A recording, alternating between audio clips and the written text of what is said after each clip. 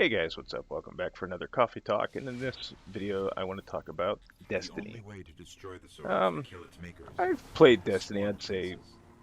I would One of them is said qualify to as guard a like a ritual site near the Hell Mountain. We'll challenge him first. casual hardcore. I don't know how you'd word it. I probably play more time than most, but I don't play as much time as some, I guess would be the best way to sum that up. But at any rate, Destiny's a game that I had been interested in and I wanted to play it, and it was one of the driving factors behind me getting a next gen The console. ritual site is up ahead. Not the only one, mind you, but it was one of them. And I avoided any spoilers for the game, or like anything really about the game, until I got it. And I played it, and one of the things that immediately struck me was that the gunplay and the gameplay was tight as hell. I loved how the game controlled, and it was just fun to play. But then the flaws started popping up. This is where we'll find him. Uh, I hope you're ready. Immediately when I hit level 20, and I had to start trying to get gear so I could get a higher light level so I could do more activities. And I got the game like right around the time the Dark Below came out. So until I hit a certain level, all the content as far as the story missions and stuff like that for the Dark Below were locked out to me. I couldn't play them. And I was like, man, that's bullshit, you know? So I started grinding a little bit. And I got a couple story missions done. Then I had enough marks I could buy some legendary gear and so on and so forth. And finally I hit like level 30. And I think at the time level 32 was the cap I'll lead us to the others. then. So I hit 30 and I none of my all my friends had already, by that point all my friends had done the Crotos raid and stuff like that, and they didn't really they were kind of burnt out on it because they blew through the content of the DLC in like 2 days, And then I picked it up for the Xbox One too. I bought the digital collector's edition because I really did enjoy the game, but I was just kind of hitting these little frustrations here and there, not having enough people to do this activity, not being a high enough light level to do this activity. And I played it on the Xbox One, got to like level 26 or something, I forget. And then I just quit for a while. I was like, I need to take a break. Not to I'm getting unsettle you, burnt out. I don't want to but hate I'm this tracking game, the but I need sword to by the light of the Guardians it's step built. aside for a minute. It's further below. So I played it here and there, off and on. Acquired a couple weapons, bought a couple things off Azure, did some weeklies and stuff like that. And then House of Wolves came out, and I played it for about a week. Did some bounties and stuff, leveled up some things like that. And I really liked House of Wolves. I thought that it was a little bit better constructed than the Dark Below. But I would say my biggest disappointment was House of Wolves. Is I thought maybe we were going to get more interaction with the Queen and find out a little bit more about her, but that didn't seem to be the case. Really, she only shows up in the CGI trailer cutscene thing, and then at the end when she congratulates you I can feel its power. for catching Skolas for her. So then I set it down again and moved on to some other stuff. And recently, for about 2 weeks now, I've been playing it pretty heavily, and I started paying attention to the stuff about the Taken King expansion and things like that. And I gotta say, I'm excited for the Taken King. There's some things in there that has me curious, and there's some things in there that I kind of had to scratch my head because I was like, why didn't they do that from the beginning? Like the ghost shells. Even if in the Taken King you can acquire ghost shells, and they'll have special abilities like helping you find materials or and stats that affect your intellect and disciplining your strength level.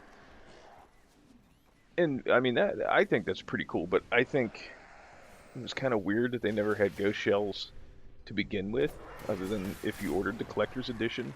And they didn't have to have any perks to them, but I mean they could have at least That should lure them had out. shells that you could get in the game. Careful.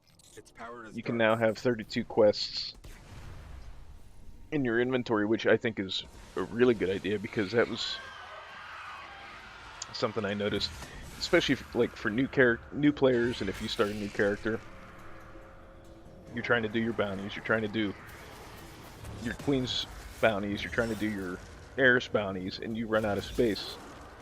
So instead of just being able to run around and do whatever you want to do to get your bounties completed, you gotta do some, stop at the tower, stop at the reef, turn them in, then go back out and do them. And like it kind of made doing bounties a chore. Like you had to plan ahead. Like, okay, I got space for 6 bounties.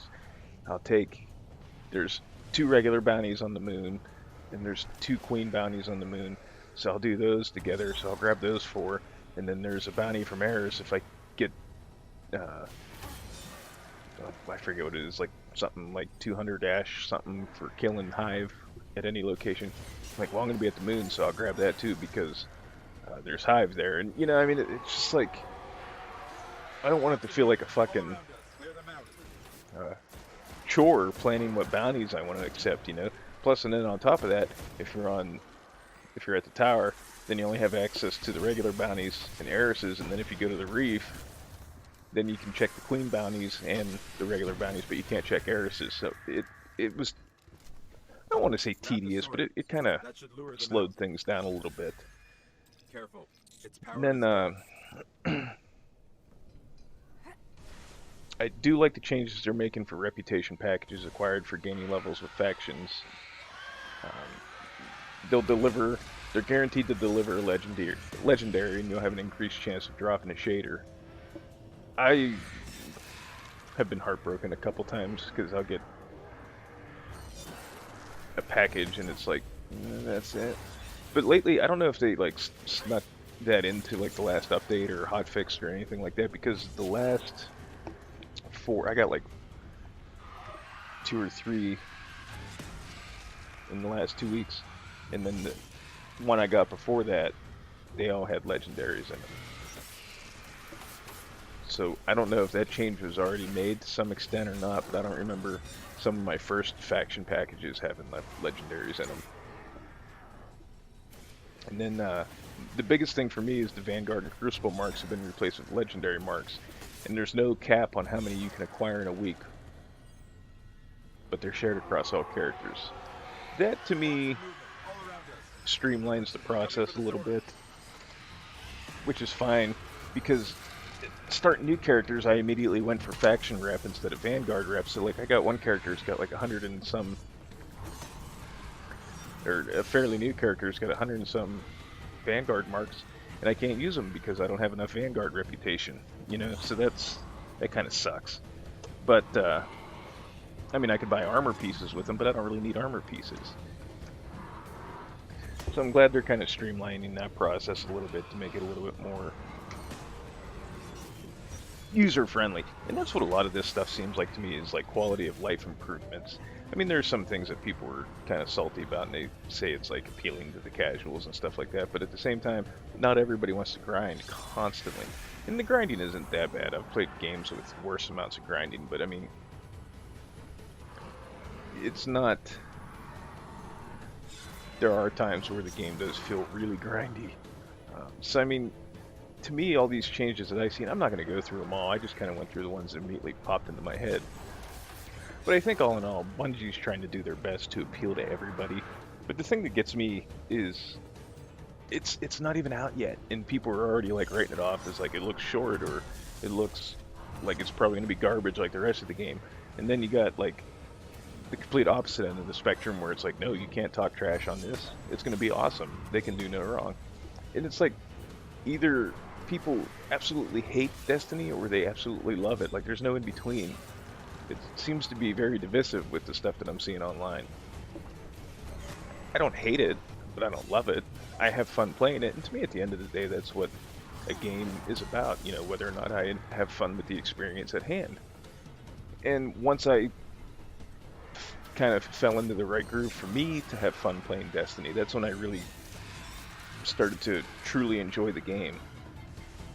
And mind you, this is coming from somebody that I haven't done a raid or any like top level stuff like the level 34 Prison of Elders or anything like that. I did the Prison of Elders, but I don't know. But I mean, it doesn't detract from my experience with of having fun with the game. Now, I will say the one thing that I'm pretty interested in is the changes they're making to the story mode.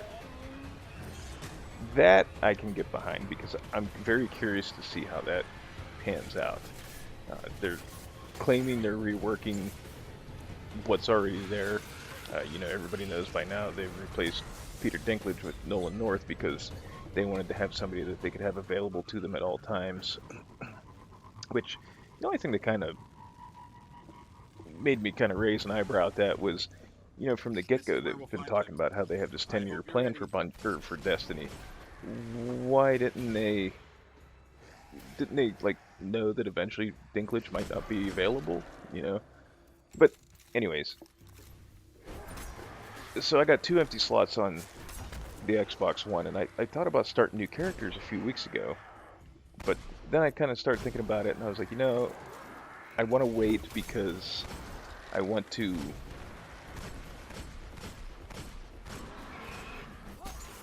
see how they change, what the changes are, like how the story's different. And I just leveled up a hunter on my PS4 so that I could have 3 of them.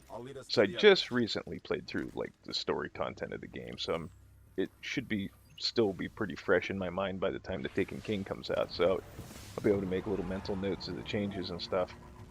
But there's a lot of interesting things in the Destiny lore that it kind of, as I started playing the game and I realized there wasn't a whole lot of story there that they were getting into. I was disappointed once I started getting into like the Grimoire cards and, you know, the wikis and stuff like that, and seeing what the potential was for this lore that they built up. And it's so interesting, but it's not like all the interesting stuff isn't really touched upon in the game. They're just kind of like, they tease upon it, but then they never really deliver with it, you know? And I'm really hoping that's something that I'm not saying they're gonna like rectify the entire thing, but at least make it more interesting to do what we're doing in the game. It's further below.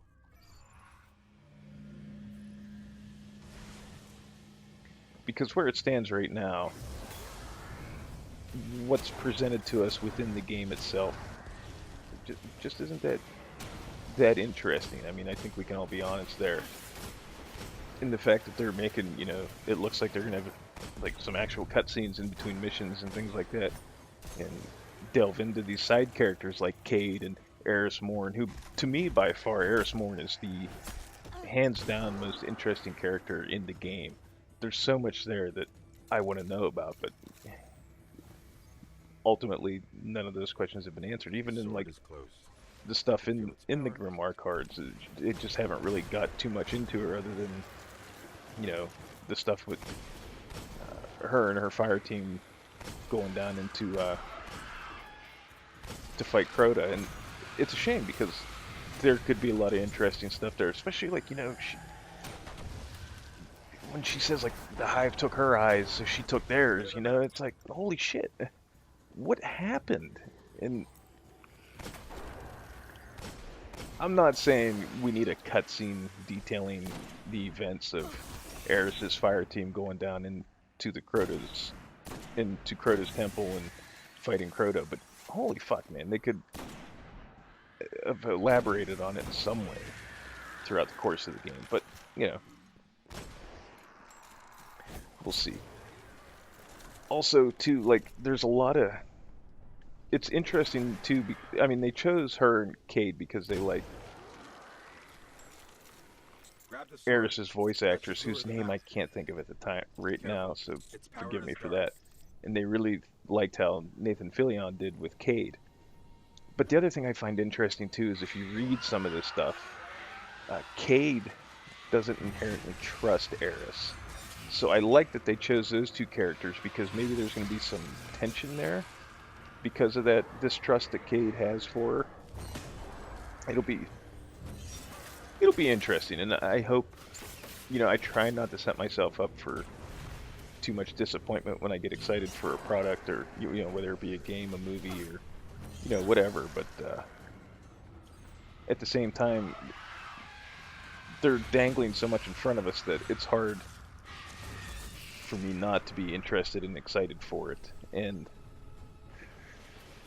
I'm fully prepared that I could be let down, but I really, really hope I'm not. You know, so I mean, at the end of the day, all we can do is wait and see what kind of polish and what kind of state the game ends up in when Taken King is released. I think the way I'm going to approach it is I'll probably pick it up on my Xbox One first, because I really have been neglecting those characters, or that platform. And then, you know, if it lives up to my expectations, then I'll move forward from there and pick it up for the PlayStation 4.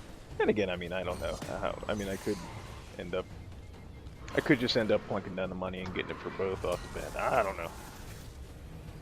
But when it comes out, you know, I think what I'm going to do is I'm going to start a Warlock and a Titan on the Xbox One. Kind of get some variety going with the